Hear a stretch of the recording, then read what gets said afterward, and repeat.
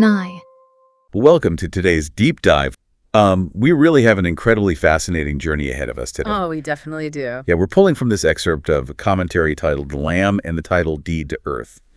And it tackles this vivid and frankly kind of bewildering apocalyptic imagery of Revelation chapter 5. Right, specifically verses 1 through 14. Exactly. And our mission today is to decode this bizarre cosmic vision. We want to reveal how it's actually describing a highly structured ancient legal transaction for, get this, the ultimate piece of real estate. The earth itself. Yeah, because think about what happens when you buy a piece of property today. You sit in this, overly air-conditioned, sterile office somewhere. Usually with a very uncomfortable chair. Right, and you've got a stack of papers like an inch thick in front of you. A notary is sitting across the desk, and you're just endlessly signing your name. It's a very dry, very bureaucratic process. Super dry. There's this expectation of orderly precision, Yeah, it's designed to be completely devoid of emotion.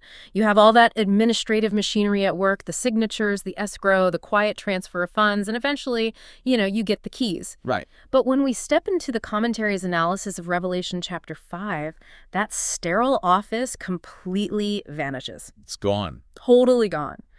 We are looking at a real estate transaction, the actual transfer of a title deed, but it is happening on this massive cosmic scale. There's no quiet notaries here. None. I mean, we are dealing with many-eyed creatures, weeping prophets, and just an absolute universe-halting crisis over who actually has the right to sign the paperwork. Okay, let's unpack this.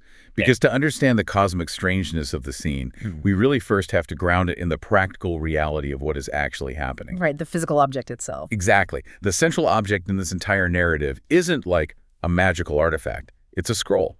And the commentary makes it very clear that this isn't just a book of poetic secrets or some vague prophecy. No, it's a highly specific legal document. It is the literal title deed to the earth. And the text provides these incredibly specific details about the scroll that a first-century audience would have instantly recognized as legally binding. Yeah, it describes God the Father holding this scroll in his right hand. Now, physically, we are talking about a long piece of papyrus or maybe parchment made of animal skin. Which was rolled from both ends toward the middle. Right, exactly. That was just the standard format before the invention of the modern bound book. But the really crucial detail here is the security measure. The seals. Yes. The document is written on the inside and on the back, and it is locked tight with 7 seals. Which, to a modern reader-learner, that just sounds like an over-the-top mystical detail. Like, why 7 seals? Right, it sounds like a fantasy novel. Yeah. And why are they writing on the back of the paper? Do they just run out of room? Huh. But I imagine this mirrors the actual legal transactions of the ancient Middle East and the Roman Empire. It perfectly mirrors them. We're talking about the exact mechanisms behind marriage certificates, real estate deeds, and even slave releases. Okay, so I'm picturing something like those heavily notarized home closing documents we use today. Yeah. Or maybe like an unbreakable software terms of service agreement, but just in a physical format. That's a great way to think about it. You have a summary of the document on the outside because the actual binding contract is like locked down under layers of tamper-proof security on the inside. Yeah, but it's actually much more tactile and physical than a digital terms of service. Imagine a scroll where the wax seals literally lock the paper in place. Wow. The commentary notes that Israel used a very similar system for their land deeds, which is actually historically documented in texts like the Book of Jeremiah. Oh, really? Yeah. The mechanics of it were highly systematic. The full legal contract with all the exhaustive, granular details of the property and the terms would be written on the inner pages. Oh. Then the document would be rolled up. And as it was rolled, it required witness signatures and hot wax seals pressed with a unique signet ring to authenticate it. So they completely prevented anyone from tampering with the terms during transit. Exactly. You could read the summary on the outside, which acts as sort of the public declaration of what the document is, but the actual contents remained protected. You can't just casually flick through it. Not at all. You must possess the legal authority to break those wax seals. And the commentary highlights that this specific deed grants legal ownership of the earth. Like every person, plant, mineral, and animal. What's fascinating here is the specific detail that this scroll is sitting in God's right hand. Which means what exactly? Well, in ancient symbolism, particularly in this first century framework, presenting the document in the right hand signals a shift in time. It means the waiting period is over. Oh, wow. Yeah. The time for the contract to be executed, for the property to actually change hands from one ruler to another, has finally arrived. The paperwork is finalized and ready for the closing table.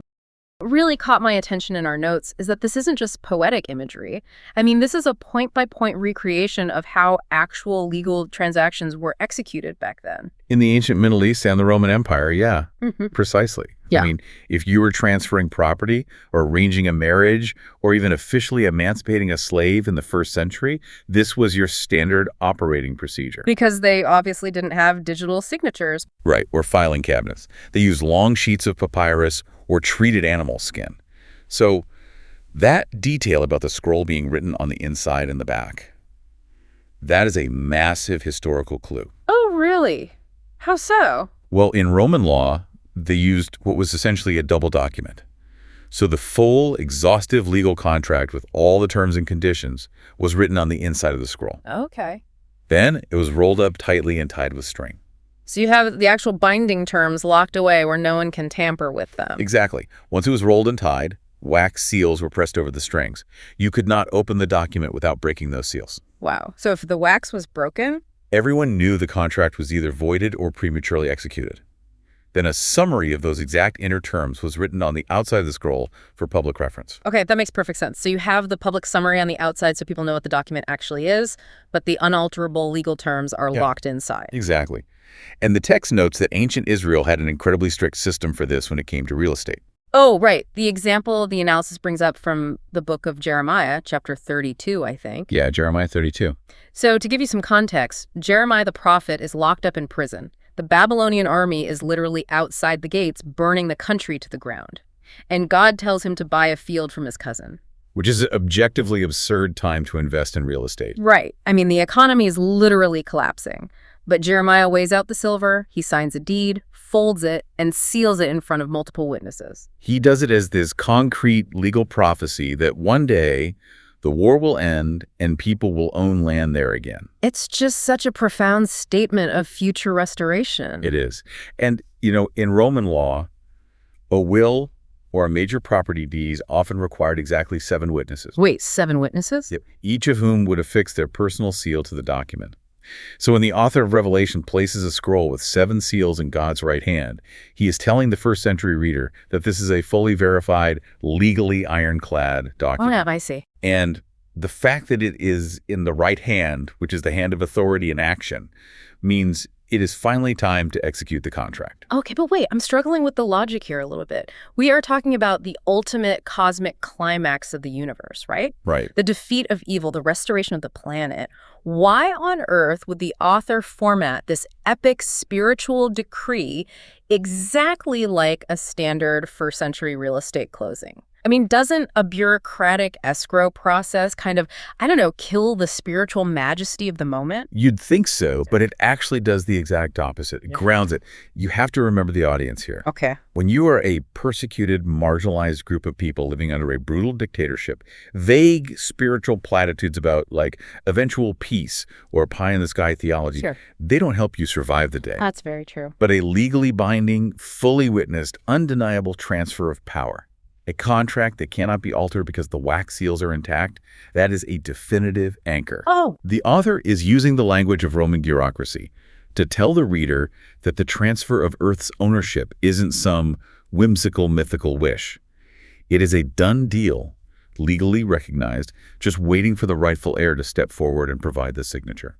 That is fascinating. But that brings us to the massive roadblock in this heavenly courtroom.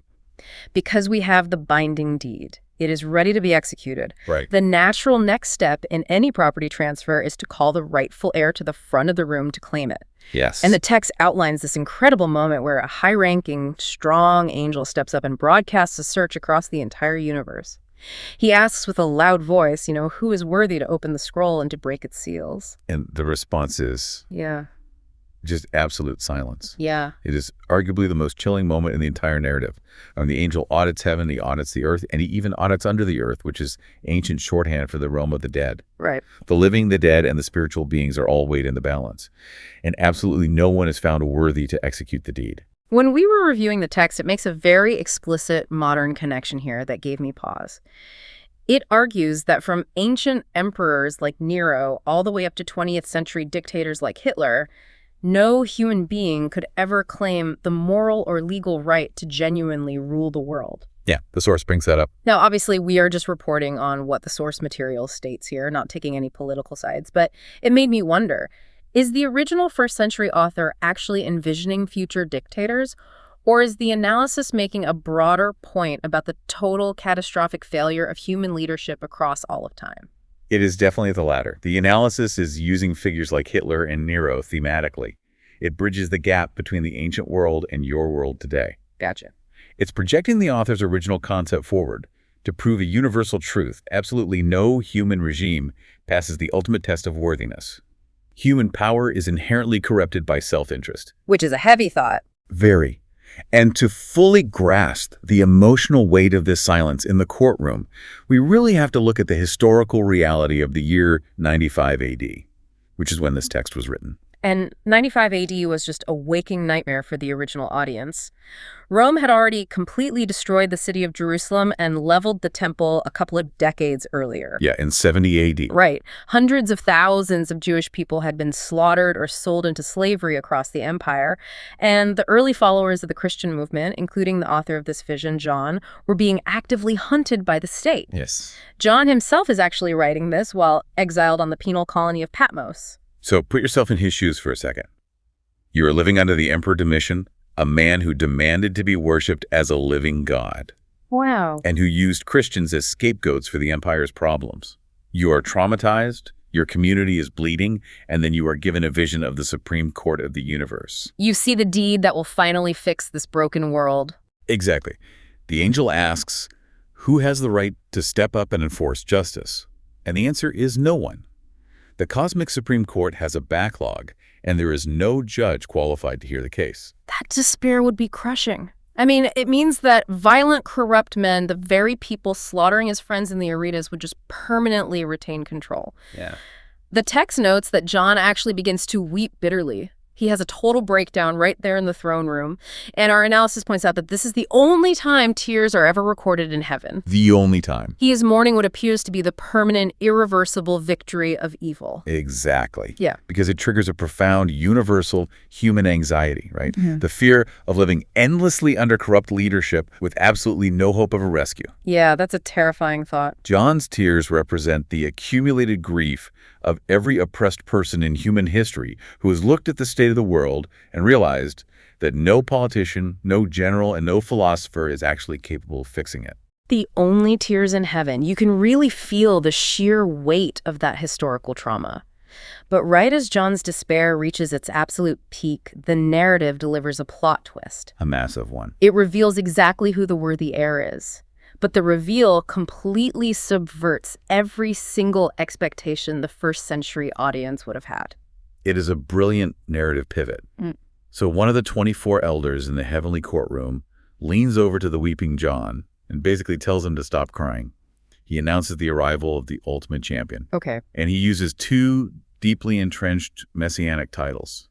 He calls him the Lion of the tribe of Judah and the Root of David. Which are the ultimate legal credentials. Absolutely. The Lion of Judah goes all the way back to the book of Genesis, representing a fierce, conquering king.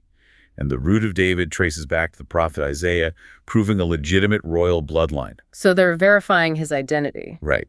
These titles tell the audience that the heir meets all the ancient constitutional requirements to take the throne. So John is told to look for a lion. A conquering, ferocious beast. You hear a Lion of Judah, and you expect a roar that shakes the foundations of the universe. Naturally. But when John actually turns to look at the center of the room, he doesn't see a lion at all. He sees a lamb.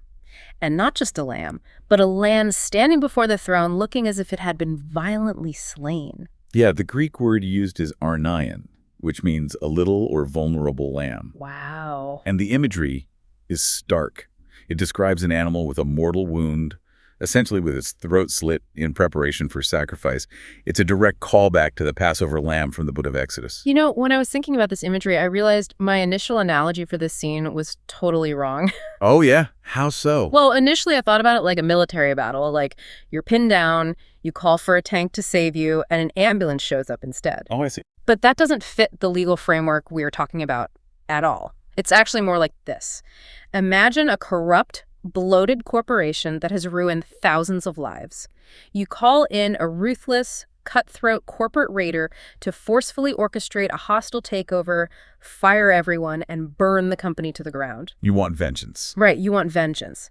But instead of a raider, a quiet benefactor walks into the boardroom, uses his own life savings to entirely pay off the company's insurmountable debt, and then freely gives the shares back to the exploited employees. Okay, yes, that is a much more accurate parallel to the text's legal mechanism.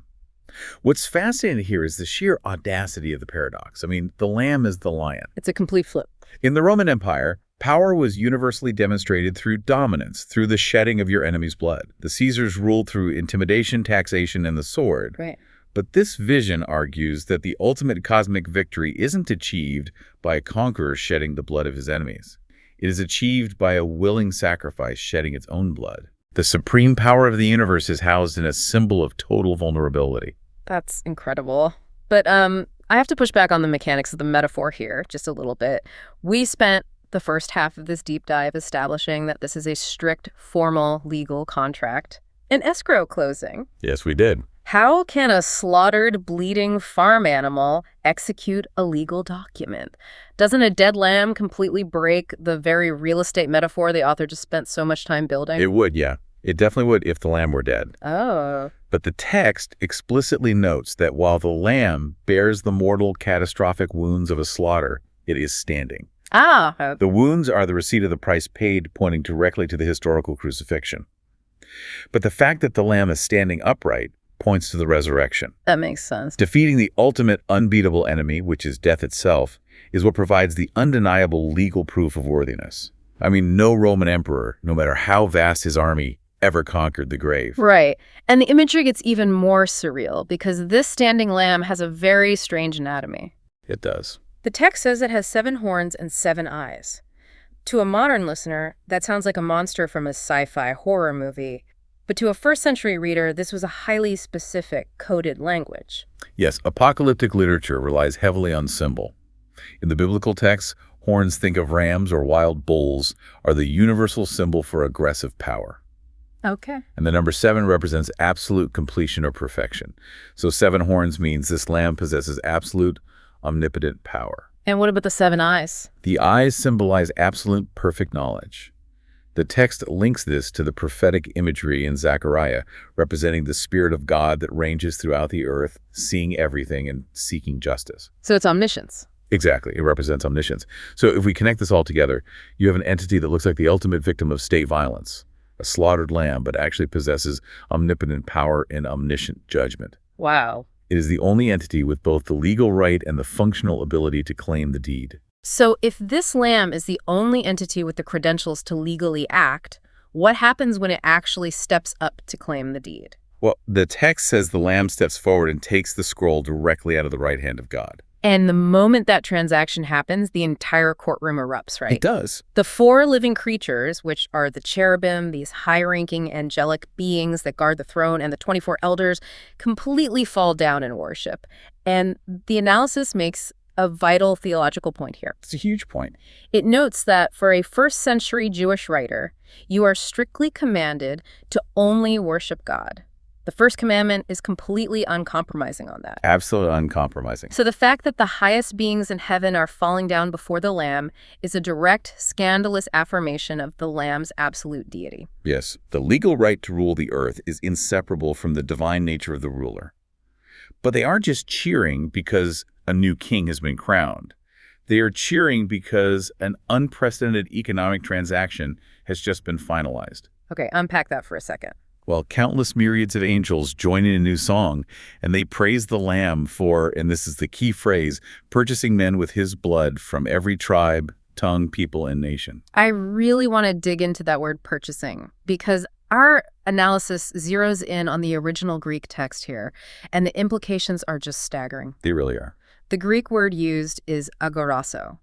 And it doesn't just mean to buy a loaf of bread at the local shop. It means to redeem, specifically pointing to someone who walks into an ancient slave market, pays the exorbitant price for a slave, and then immediately emancipates them. It is an incredibly gritty, dirty transactional word. It is. It is wild to me that the author describes the ultimate, transcendent, spiritual liberation of humanity using the everyday, harsh economic reality of a Roman slave market. It is entirely intentional. And we have to ask how shedding blood legally translates to a financial purchase in this cosmic courtroom. Right, how does that work? In Roman law, freedom had a literal, calculable price tag. If you were in debt, you could be sold into slavery to pay it off. The analysis posits that humanity is currently trapped in a massive legal debt. To who? The text refers to Satan as the god of this world, a hostile entity who currently operates an illegitimate, abusive rule over the earth. He's essentially a squatter who has seized control of the property and enslaved the tenants. Exactly. The squatter holds a legal debt over humanity. The lamb's blood isn't just a tragic consequence of Roman violence. It is the exact legal currency required to satisfy that debt in full. Wow.